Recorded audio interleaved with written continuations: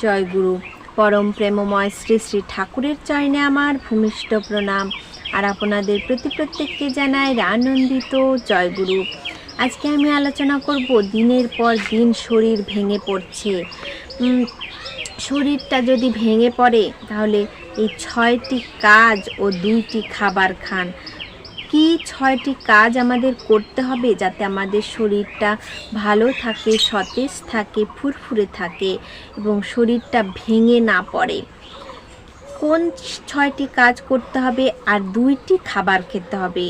সামান্য কিছু কাজ আর খাবার, তো এগুলো খেলে যদি আমরা শরীরটাকে ধরে রাখতে পারি, আমাদের যৌবনটাকে ধরে রাখতে পারি, তাহলে ক্ষতি কী? তাহলে চলুন আপনারা শুনে নিন কি করতে হবে। গোপেন্দা কেষ্টদা স্থানীয় এক ভদ্রলোক, বর্ধমানের জমিদার যামিনীবাবু প্রত্যেকেই ঠাকুরের কাছে উপবিষ্ট আছেন।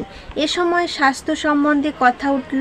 শ্রী শ্রী ঠাকুর বললেন, মনের স্বাস্থ্যের শরীরের স্বাস্থ্যে খুব নির্ভর করে, তাই মনের শুদ্ধতা, সুস্থতা ও সবলতার উপর খুব নজর রাখতে হয়। মানুষ যত প্রবৃত্তিপরায়ণ ও স্বার্থসন্দিগ্ধ হয় ততই তার মন রুগ্ন, সংকীর্ণ হয়ে ওঠে। এইগুলি আবার রোগ ব্যাধি ডেকে আনে। এটা হলো ফার্স্ট পয়েন্ট। ঠাকুর কি বলেছেন শুনুন। তাই মনটা হলো কিন্তু সবচাইতে আগে, আর আমাদের শরীরটা হলো মন্দির। এই শরীরটাকে যদি খেতে না দিই, তার কাজগুলো যাতে তাকে না করতে দিই, তাহলে কিন্তু শরীরটা ভেঙেই পড়বে। যেমন মন্দিরে আমরা ঠাকুরকে ভোগ লাগাই, তেমন শরীরটাও হচ্ছে একটা মন্দির। সেই শরীরেও কিন্তু ভোগের দরকার আছে। তো কি সেই খাবার দিতে হবে আমাদের শরীরকে, আর মনকে ভালো রাখতে হবে। তো ফার্স্ট পয়েন্ট ঠাকুর বলেছেন, মনটাকে সংকীর্ণ করা যাবে না, মনটাকে উদার করতে হবে। সুস্থ মনই পারে আপনাকে সতেজ রাখতে, আপনার শরীরটাকে না ভাঙতে। আপনার মনে যত কুটবুদ্ধি আসবে, আপনার শরীর তত তাড়াতাড়ি ভেঙে পড়বে। সেকেন্ড পয়েন্ট বলছি শুনুন। ঠাকুর বলেছেন, পারিপার্শ্বিক যাতে সুস্থ, সদাচারী ও শুদ্ধ ও প্রফুল্ল থাকে সেদিকে সক্রিয় দৃষ্টি দিতে হয়। এতে মানুষ প্রসারণা বেড়ে যায়, তার ফলে জীবনে উল্লাসের আবির্ভাব হয়। তাই আমাদের উচিত পারিপার্শ্বিকের খেয়াল রাখা, পরিবেশ সম্পর্কে, পরিবেশের কোথায় কি হচ্ছে, পরিবেশের কোথায় কষ্ট, সেটা দূর করার চেষ্টা করা, পরিবেশের মানুষের কিছু হয়েছে কিনা সেটা দেখা, তাকে সাহায্য করা, এটাই আমাদের করা উচিত। থার্ড পয়েন্ট বলেছেন, সবচেয়ে গোড়ায় লাগে ইষ্টপ্রাণতা। ইষ্টপ্রাণতা হতেই হবে। সাত্ত্বিক আধার গ্রহণ করতে হয়। সাত্ত্বিক আধার আমাদের কিন্তু গ্রহণ করতে হয়।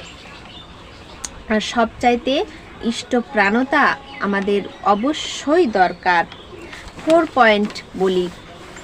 কথাবার্তা, চাল চলন, আচার ব্যবহারে সংযত হতে হয়, যাতে মেজাজের উপর আধিপত্য নেই। যারা বিরোধ ও বিদ্বেষের বশবর্তী হয়ে মানুষের মনে ক্ষতের সৃষ্টি করে, তাদের শরীরও দিন দিন ভেঙে পড়ে। যারা বিরোধ ও বিদ্বেষের বশবর্তী হয়, মানুষের মনে ক্ষতের সৃষ্টি করে, তাদের শরীর কিন্তু দিন দিন ভেঙে পড়ে। 5th পয়েন্ট মানে 5 নাম্বার পয়েন্ট। আবার সেক্স লাইফ অর্থাৎ যৌন জীবন সুনিয়ন্ত্রিত হওয়া দরকার। পরিশ্রম ও বিশ্রাম মনোমতো হওয়া চাই। রোজ বেড়ানো ভালো।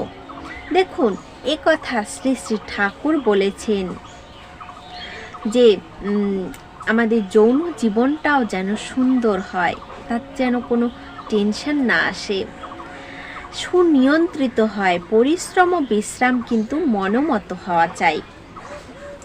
এবার লাস্ট পয়েন্ট মানে 6 নাম্বার পয়েন্ট, 6 নম্বর পয়েন্টে আসছি। ঠাকুর বলছেন আবেগে পরায়ণতা ও কর্মপরায়ণতা সমন্বয় থাকা দরকার।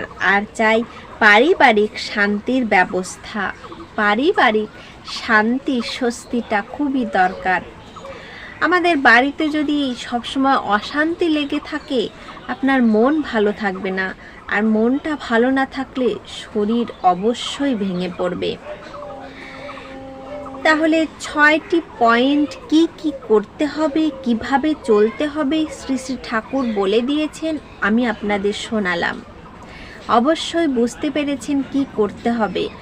আর মনের উপরেও কিন্তু শরীরটা অনেকটা নির্ভর করে, তাই মনটাকে ভালো রাখলে শরীরটাও ভালো থাকবে। আর মনটা যত খারাপ দিকে যাবে শরীরটা ধীরে ধীরে ভেঙে পড়বে। আর পারিপার্শ্বিক শান্তি স্বস্তি এগুলো কিন্তু খুব দরকার। এবার আসি কোন দুটি জিনিস খেতে বলেছেন শ্রী শ্রী ঠাকুর, আর সেটা খেলে আমরা আমাদের শরীরটা ধরে রাখতে পারবো, যৌবনটাকে ধরে রাখতে পারবো, যৌবনটা আবার ফিরে আসবে। তো চলুন, ঠাকুর বললেন রোজ তিল বাটা ও ইসবগুল খাওয়া ভালো। নিত্য কোষ্ঠ পরিষ্কার হলে গলদ জমতে পারে না। একবার কেষ্টদা জিজ্ঞাসা করলেন ঠাকুরকে, পেটে যে নানা রকম রোগ জীবাণু সৃষ্টি হয় তা তো মানুষকে মেরে ফেলবে, তা কমবে কিভাবে? ঠাকুর বলছেন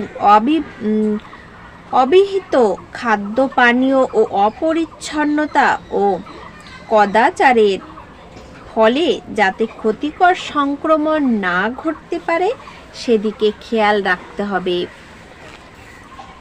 তাহলে অপরিচ্ছন্নতা কদাচারের ফলে আর অবিহিত খাদ্য পানীয় যাতে আমরা গ্রহণ না করি সেদিকে খেয়াল রাখতে হবে। তাছাড়া মনে হয় তিল বাটা অনেক বদমাল বের করে দেয়। শ্রী শ্রী ঠাকুর বলছেন সাদা তিল কালো তিল, তার মধ্যে কালো তিল খুব উপকারী। আমরা অনেকেই তিলটাকে চিনি, আর এটা খুব অল্প দামেই বাজারে কিনতে পাওয়া যায়। আপনারা অবশ্যই কালো তিলটা কিনে এনে সেটা বাটা খেতে পারেন, বা যে যেমনভাবে খেতে চান। অনেকে চপ করে খায়, অনেকে বাটা খায়, তবে তিল বাটাটা কিন্তু খুবই উপকারী। তার মধ্যে কালো তিলটা খুব উপকার। চোখের দৃষ্টিশক্তি বৃদ্ধি পায়। আপনারা বাজারে গিয়ে কিন্তু এটা সহজেই কিনে আনতে পারবেন। ওতে পাকস্থলীকে অনেকখানি মসৃণ ও পিচ্ছিল করে রাখে। তিলটা এমনিতেই পিচ্ছিল, তো ভিতরে কঠিন আবরণ জমতে দেয় না, তাই ওগুলি বিশেষ বাড়তে পারে না। তিল বাটা স্বাস্থ্যের পক্ষে উপকারী। শরীর সুস্থ থাকলে রোগ জীবাণু সবই প্রতিরোধ হয়, তাই শরীরকে সুস্থ রাখতে হয়। তাই আপনারা রোজ তিল বাটা ও ইসবগুল অবশ্যই খান। এতে আপনাদের শরীরও ভালো থাকবে, মনও ভালো থাকবে। আর এই 6টি পয়েন্ট মাথায় রাখলে আপনাদের শরীর কখনো ভেঙে পড়বে না, শরীর ঝরঝরে তরতরে থাকবে। মনটাকে ভালো রাখতে হবে, সঙ্গে এই দুটো খাবার খেতে হবে, তিল বাটা ও ইসবগুল, আর এই 6টি পয়েন্ট মাথায় রাখতে হবে। তাহলেই আপনাদের শরীর ঝরঝর করে চলবে, আপনাদের মনটাও ভালো থাকবে। আজকের আলোচনা প্রসঙ্গ এই পর্যন্তই। জয় গুরু।